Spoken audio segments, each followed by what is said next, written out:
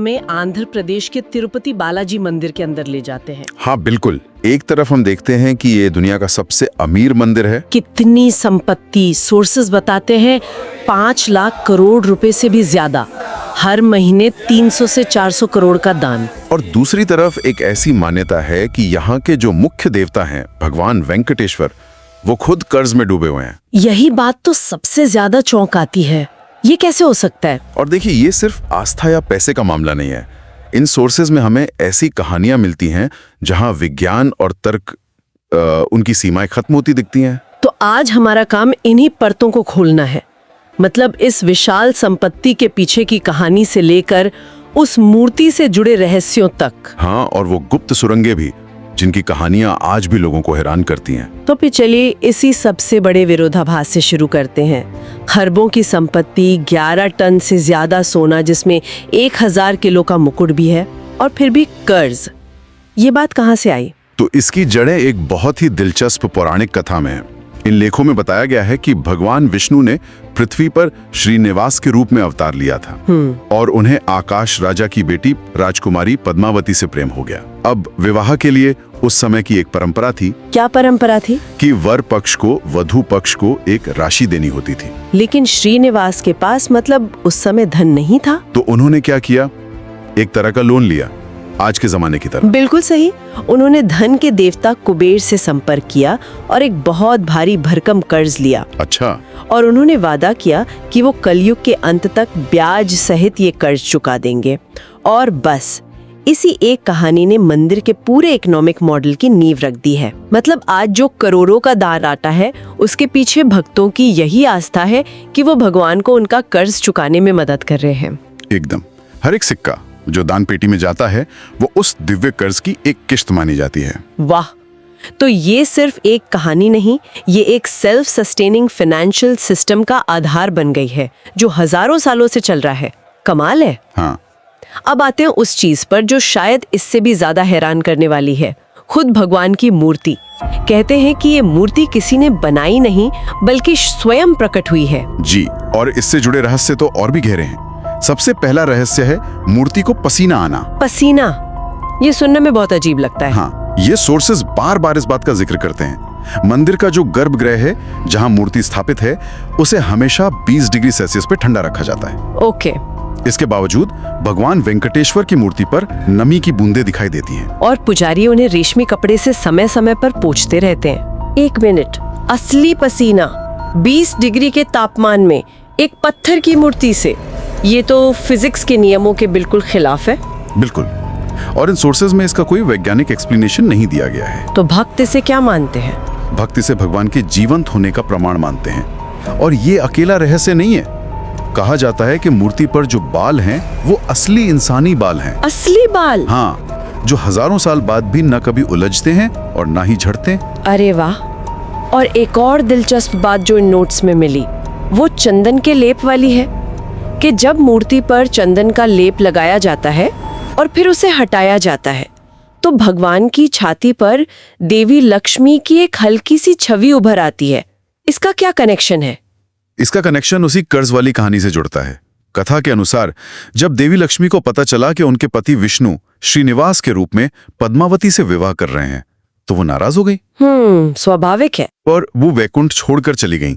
इसी विवाद और दुख में श्रीनिवास ने ध्यान लगाया और खुद को एक पत्थर की मूर्ति में बदल लिया। अच्छा। बाद में जब लक्ष्मी और पद्मावती को अपनी गलती का एहसास हुआ तो वो दोनों भी इसी मूर्ति में समा गईं। ओह, तो छाती पर दिखने वाली छवि देवी लक्ष्मी की है। माना तो यही जाता है। और इसलिए मूर्ति को नीचे धोती और ऊपर साड़ी पहनाई जाती है, एक ही रूप में भगवान और देवी दोनों का प्रतीक। ये सब एक दूसरे से कितनी खूबसूरती से जुड़ा हुआ है। लेकिन एक रहस्य है जो थोड़ा मतलब डरावना भी लगता है। मूर्ति के पिछले हिस्से को देखना सख्त मना है। हाँ, और इससे जुड़ी एक कहानी का भी जिक्र है। वही 1937 वाली रामानुजाचार्य नाम के एक पुजारी की। जी, कहते हैं कि उन्होंने पीछे देखने की कोशिश की और उनकी आंखों की रोशनी चली गई। इसके पीछे क्या कारण हो सकता है? कोई कहानी है? यहाँ आकर आस्था और विज्ञान के रास्ते एकदम अलग हो जाते हैं।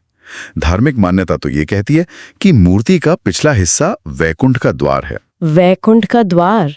मतलब? एक ऐसा पोर्टल जहां से आध्यात्मिक और भौतिक संसार जुड़ते हैं। कुछ पुजारियों ने तो मूर्ति के पीछे से मतलब समुद्र की लहरों या सांस लेने जैसी धीमी आवाजें सुनने का भी दावा किया है। ये सुनने में किसी साइंस फिक्शन फिल्म जैसा लगता है। और विज्ञान क्या कहता है इस बारे में? विज्ञान के पास भी एक अधूरी पहेली है। 2019 में आईआईटी मद्रास की एक रिसर्च का जिक्र मिलता है। हाँ? उसमें बताया गया कि मूर्ति के पिछले हिस्से में बहुत कम स्तर की लेकिन एक असामान्य रेडियो एक्टिविटी है। Radio activity? हाँ, उनकी थियरी ये थी कि शायद मूर्ति जिस अनोखे पत्थर से बनी है उसमें कुछ खास रेडियो एक्टिव मिनरल्स हो सकते हैं। लेकिन ये थियरी आंखों की रोशनी जाने या अजीब आवाजें आने जैसी घटनाओं को एक्सप्लेन नहीं करती। तो यहाँ आकर विज्ञान भी एक तरह से चुप हो जाता है। सही कहा। तो मूर्ति के आसपास ही इतने रहस्य हैं, लेकिन ये स्रोत बताते हैं कि रहस्य सिर्फ गर्भगृह तक सीमित नहीं है, मंदिर के रोजमर्रा के कामों में बसे हुए हैं। जैसे वो दीपक। वो दीपक जो हजारों साल से चल रहा है बिना तेल और बाती के। ये कैसे संभव है? यही तो चमत्कार है। गर्भगृह के एक कोने में ये दीपक हमेशा जलता रहता है। ये कब जलाया गया, किसने जलाया और ये कैसे बिना किसी ईंधन के जल रहा है, इसका कोई रिकॉर्ड नहीं है। अविश्वसनीय। और इसी तरह का एक और रहस्य उस गांव से जुड़ा है जहां से मंदिर की पूजा सामग्री आती है। हाँ, वो रहस्यमयी गांव। कहा जाता है कि ये गांव 23 किलोमीटर दूर है और वहां किसी भी बाहरी व्यक्ति का जाना मना है। आज के जमाने में ये कैसे मुमकिन है? ये मंदिर की सबसे सुरक्षित रखी गई परंपराओं में से एक है। सोर्सेज में भी इस गांव के बारे में ज्यादा जानकारी नहीं मिलती, सिवाय इसके कि वहां रहने वाले लोग सदियों से सिर्फ भगवान की सेवा के लिए ही सामग्री उगाते और तैयार करते हैं। एक तरह का आध्यात्मिक क्वारंटीन कह सकते हैं इसे। हाँ, बिल्कुल सही शब्द है, ताकि बाहरी दुनिया का कोई भी प्रभाव पूजा की सामग्री पर ना पड़े। एक पूरा गाँव जो आधुनिक दुनिया से कटा हुआ है सिर्फ मंदिर के लिए, ये अपने आप में एक अविश्वसनीय बात है तो अच्छा, एक और परंपरा जो बाहर से आने वाले हर व्यक्ति को दिखती है वो है केश दान। लोग अपने बाल क्यों दान करते हैं, इसका क्या महत्व है? इसकी भी एक कहानी है। कथा के अनुसार एक बार एक चरवाहे की कुल्हाड़ी से भगवान के सिर पे चोट लग गई और उनके कुछ बाल झड़ गए। यह देखकर नीला देवी नाम की एक गंधर्व राजकुमारी ने तुरंत अपने सुंदर बाल काटकर भगवान के सिर पे लगा दिए। भगवान इस त्याग से इतने प्रसन्न हुए कि उन्होंने वरदान दिया। क्या वरदान दिया? कि जो भी भक्त सच्चे मन से अपने बाल यहाँ समर्पित करेगा उसकी हर मनोकामना पूरी होगी। ये अहंकार के त्याग का भी प्रतीक माना जाता है। और इसका एक आर्थिक पहलू भी तो है। बिल्कुल, ये दान किए गए बाल बाद में विदेशों में विग और हेयर एक्सटेंशन बनाने के लिए बेचे जाते हैं, जिससे मंदिर को हर महीने लाखों की अतिरिक्त आय होती है। तो यहाँ भी आस्था और अर्थशास्त्र एक साथ चल रहे हैं। हर परंपरा के पीछे एक कहानी है। अब उस बड़े सवाल पर आते हैं जो इतिहासकारों को हमेशा परेशान करता है, इस मंदिर को आखिर बनाया किसने? आम धारणा तो यही है कि विजयनगर के राजा कृष्णदेव राय ने इसे बनवाया था। हाँ, लेकिन सोर्सेज बताते हैं कि ये पूरा सच नहीं है। तो फिर सच क्या है? देखिए, कृष्णदेव राय ने 16वीं शताब्दी में मंदिर को इसका भव्य स्वरूप जरूर दिया। सोने की परत चढ़ा हुआ गोपुरम यानी मुख्य द्वार बनवाया, लेकिन मंदिर का अस्तित्व उससे कई सदियां पुराना है। अच्छा, इसके सबूत हैं? हाँ, 1200 से ज्यादा पत्थर के शिलालेख हैं। वो बताते हैं कि मंदिर का निर्माण एक बहुत लंबी प्रक्रिया थी।